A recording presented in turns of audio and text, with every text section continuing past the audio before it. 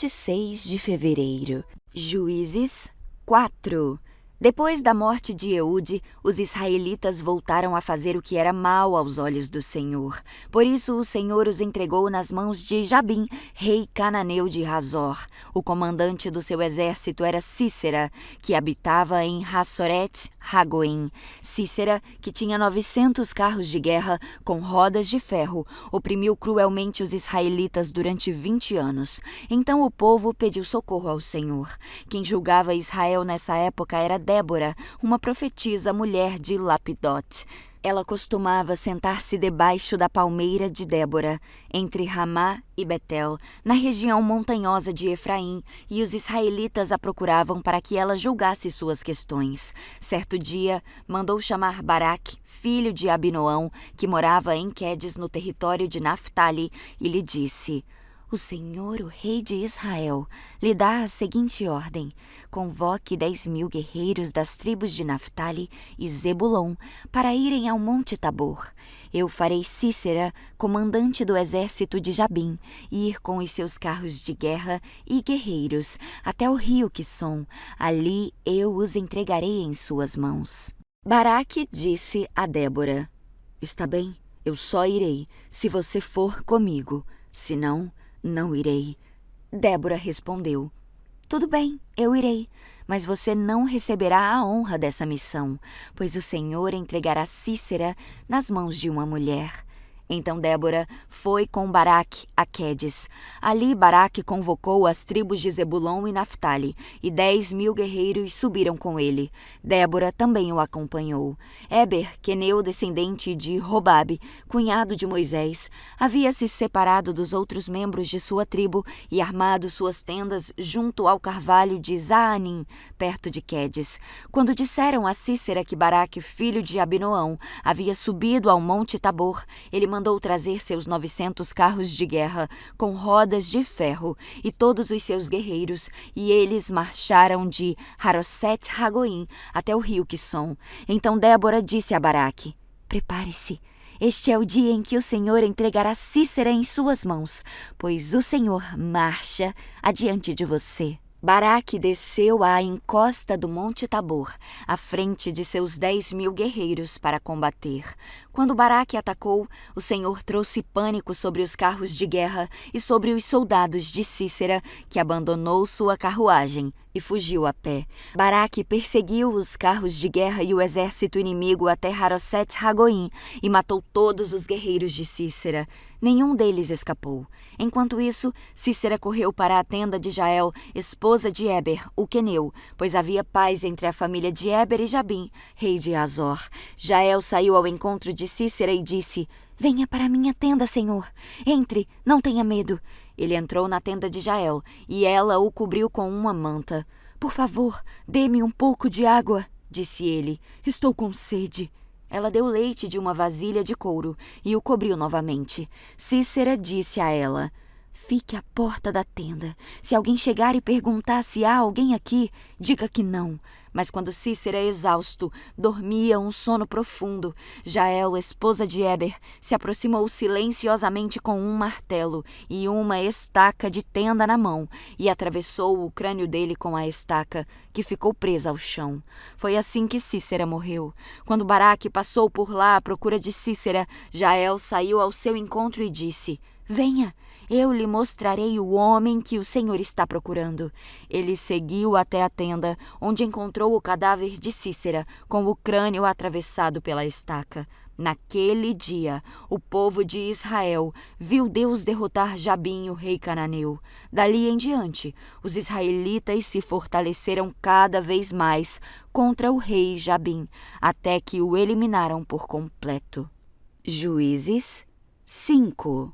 Naquele dia, Débora e Baraque, filho de Abinoão, entoaram este cântico. Os líderes de Israel assumiram o comando e o povo os seguiu de boa vontade. Louvem ao Senhor. Ouçam, reis, prestem atenção, governantes, pois eu cantarei ao Senhor. Sim, tocarei música para o Senhor, o Deus de Israel. Senhor, quando saíste de Seir e marchaste desde os campos de Edom, a terra tremeu e as nuvens do céu despejaram chuva. Os montes estremeceram na presença do Senhor, o Deus do monte Sinai, na presença do Senhor, o Deus de Israel.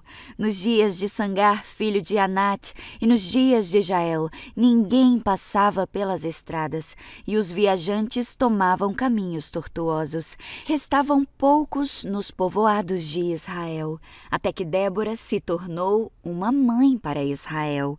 Quando Israel escolheu novos deuses, a guerra chegou às portas da cidade, mas não se via um só escudo ou lança entre 40.000 guerreiros de Israel. Meu coração está com os comandantes de Israel, com aqueles que se ofereceram para lutar. Louvem o Senhor. Considerem estas coisas, vocês que montam em jumentas brancas, que se sentam em finas mantas, vocês que caminham pela estrada. Ouçam os músicos dos povoados reunidos junto aos bebedouros. Ali relatam as justas vitórias do Senhor, as justas vitórias de seus camponeses em Israel. Então o povo do Senhor desceu às portas da cidade. Desperte, Débora, desperte, desperte, desperte e entoe um cântico. Levante-se, Baraque, leve embora seus cativos, filho de Abinoão. Então os sobreviventes desceram contra os poderosos. O povo do Senhor marchou por mim contra os guerreiros. Desceram de Efraim, terra que antes pertencia aos amalequitas. Seguiram você, Benjamim, com seus soldados. De Maquir desceram os comandantes, de Zebulon os que levam a vara de comando. Os príncipes de Issacar estavam com Débora e Baraque. Sob suas ordens desceram ao vale, mas na tribo de Ruben houve grande indecisão, porque ficaram entre os currais, ouvindo os pastores assobearem para os seus rebanhos. Na tribo de Ruben houve grande indecisão. Gileade continuou a leste do Jordão, e porque Dan ficou junto aos navios. Asser sentou-se inerte na praia e permaneceu em seus portos. Mas Zebulon arriscou a vida, assim como fez Naftali nas regiões altas do campo. Os reis de Canaã vieram e lutaram em Taanaque, perto das águas de Megido, mas não levaram despojos de prata. Desde o céu as estrelas lutaram. As estrelas em suas órbitas lutaram contra Cícera. O rio Quisson os arrastou. O antigo ribeiro Uquisson, que eu marche adiante com coragem. Os cascos dos cavalos martelavam o chão. Galopavam, galopavam seus poderosos carros, cavalos de guerra. Amaldiçoem os habitantes de Meroz. Disse o anjo do Senhor: amaldiçoem duramente, pois não vieram ajudar o Senhor contra fortes guerreiros. Jael, esposa de Eber, o queneu, é a mais abençoada entre as mulheres. Que ela seja a mais abençoada das mulheres que vivem em tendas. Cícera lhe pediu água, e ela lhe deu leite. Numa vasilha digna dos nobres trouxe-lhe coalhada. Com a mão esquerda pegou uma estaca de tenda, com a direita o martelo de trabalhador. Com eles atacou Cícera e esmagou sua cabeça. De um só golpe rachou e atravessou o seu crânio. Ele se curvou, caiu e ali ficou, estirado aos pés de Jael. E no lugar onde se curvou, ali caiu e morreu. Da janela, a mãe de Cícera olhava para fora. Atrás da treliça da janela, clamava: por que seu carro de guerra demora tanto? Por que não se ouve o som das suas carruagens? Suas acompanhantes mais sábias respondiam, e ela repetia estas palavras a si mesma: devem estar repartindo os despojos que tomaram, 1 ou 2 moças para cada homem. Haverá túnicas coloridas para Cícera, túnicas coloridas e bordadas. Sem dúvida, no despojo haverá túnicas coloridas e bordadas, dos 2 lados. Senhor, que todos os teus inimigos assim sejam destruídos, mas aqueles que te amam, que se levantem como o sol com toda a sua força.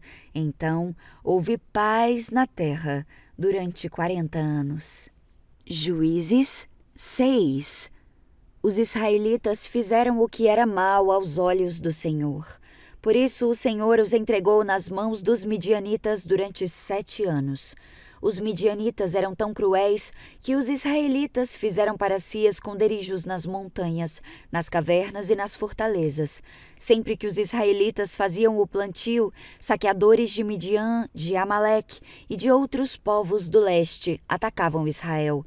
Acampavam na terra e destruíam as plantações até Gaza. Levavam ovelhas, bois e jumentos e não deixavam coisa alguma para Israel. Esses bandos inimigos, que vinham com seus rebanhos e tendas, eram como uma praga de gafanhotos. Chegavam em camelos, tão numerosos que era impossível contá-los, e só partiam quando a terra estava devastada. Os midianitas reduziram Israel à mais absoluta pobreza, e o povo pediu socorro ao Senhor. Quando os israelitas clamaram ao Senhor por causa de Midian, o Senhor lhes enviou um profeta que disse: Assim diz o Senhor, Deus de Israel: eu os tirei da escravidão do Egito. Eu os livrei dos egípcios e de todos os que os oprimiam. Expulsei seus inimigos e dei a vocês a terra deles. Disse a vocês: eu sou o seu Senhor, o seu Deus. Não adorem os deuses dos amorreus, em cujas terras agora vivem. Mas vocês não me deram ouvidos. Então o anjo do Senhor veio e sentou-se debaixo do grande carvalho em Ofra, que pertencia a Joás, do clã de Abiezer. Gideão, filho de Joás, estava debulhando trigo no fundo de uma prensa de uvas, a fim de não ser descoberto pelos midianitas. O anjo do Senhor apareceu a Gideão e disse: o Senhor está com você, guerreiro poderoso. Gideão respondeu: meu Senhor, se o Senhor está conosco, por que nos aconteceu tudo isso? E onde estão os milagres de que os nossos antepassados falaram? Acaso não disseram: o Senhor nos tirou do Egito? Agora, porém, o Senhor nos abandonou e nos entregou nas mãos dos midianitas. Então o Senhor se voltou para ele e disse: vá com a força que você tem e liberte Israel dos midianitas. Sou eu quem o envia. Mas, Senhor, como posso libertar Israel? Perguntou Gideão. Meu clã é o mais fraco de toda a tribo de Manassés e eu sou o menos importante da minha família. Certamente estarei com você, disse o Senhor. E você destruirá os midianitas como se estivesse lutando contra um só homem. Gideão respondeu: se de fato eu posso contar com a tua ajuda, dá-me um sinal de que é mesmo o Senhor quem fala comigo. Por favor, não vás embora até que eu te traga a minha oferta. Ele respondeu: ficarei aqui até você voltar. Gideão foi depressa para casa, preparou um cabrito e, com cerca de 20 litros de farinha, preparou pães sem fermento. Depois colocou a carne num cesto e o caldo numa panela. Os levou para fora e os ofereceu ao anjo que estava debaixo da grande árvore. O anjo do Senhor lhe disse: coloque a carne e os pães sem fermento sobre esta pedra e derrame neles o caldo. Gideão obedeceu. Então o anjo do Senhor tocou na carne e nos pães com a ponta da vara que estava em sua mão, e fogo subiu da pedra e consumiu tudo que Gideão havia trazido. E o anjo do Senhor desapareceu. Quando Gideão percebeu que era o anjo do Senhor, exclamou: ó soberano Senhor, estou perdido! Vi o anjo do Senhor face a face. Fique em paz, respondeu o Senhor. Não tenha medo, você não morrerá. Então Gideão construiu um altar para o Senhor naquele local e chamou de Jeová Shalom. Até hoje o altar está em Ofra, no território do clã de Abiezer. Naquela noite, o Senhor disse a Gideão: tome o segundo touro do rebanho do seu pai, aquele de 7 anos. Derrube o altar que o seu pai fez para Baal e corte o poste de Acerá que fica ao lado do altar. Depois construa um altar para o Senhor seu Deus, no alto desta colina, arrumando as pedras com cuidado. Sacrifique o touro sobre o altar como holocausto e use como lenha a madeira do poste de Acerá que você cortará. Gideão levou 10 dos seus servos e fez o que o Senhor mandou. Porém, fez tudo de noite com medo da sua família e do povo da cidade. Logo cedo, no dia seguinte, quando os habitantes da cidade começaram a despertar, alguém descobriu que o altar de Baal havia sido derrubado e que o poste de Acerá, ao lado dele, tinha sido cortado. Em seu lugar havia um novo altar, sobre o qual estavam os restos do touro sacrificado. Os habitantes perguntaram uns aos outros: quem fez isso? Depois de uma investigação cuidadosa, descobriram que tinha sido Gideão, filho de Joás. Traga seu filho para fora! Os homens da cidade exigiram de Joás. Ele deve morrer, pois derrubou o altar de Baal e cortou o poste de Acerá.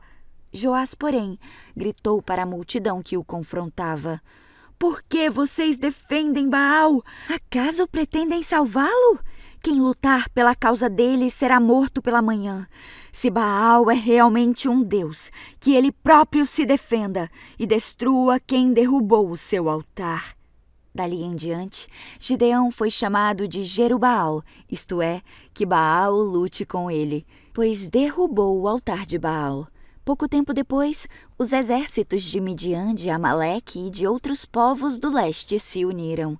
Eles atravessaram o Jordão e acamparam no vale de Jezreel. Então o Espírito do Senhor veio sobre Gideão, que tocou a trombeta de chifre de carneiro, convocando para a batalha, e os homens do clã de Abiezer o seguiram. Também enviou mensageiros às tribos de Manassés, Asser, Zebulon e Naftali, convocando seus guerreiros, e todos atenderam ao chamado. Então Gideão disse a Deus: se de fato vais me usar para salvar Israel, como prometeste, dá-me uma prova da seguinte forma: hoje à noite deixarei um pouco de lã na eira, onde se peneiram os grãos. Se pela manhã a lã estiver molhada de orvalho, mas o chão estiver seco, saberei que vais me ajudar a salvar Israel, como prometeste. E foi exatamente o que aconteceu. Na manhã seguinte, bem cedo, Gideão se levantou, espremeu a lã e recolheu uma tigela cheia de água. Então Gideão disse a Deus: eu peço que não fiques irado comigo, mas que me permitas fazer mais um pedido. Deixe-me usar esta lã para mais uma prova. Dessa vez que a lã fique seca e o chão ao redor fique coberto de orvalho. Naquela noite, Deus fez o que Gideão havia pedido. Pela manhã, a lã estava seca, mas o chão estava coberto de orvalho.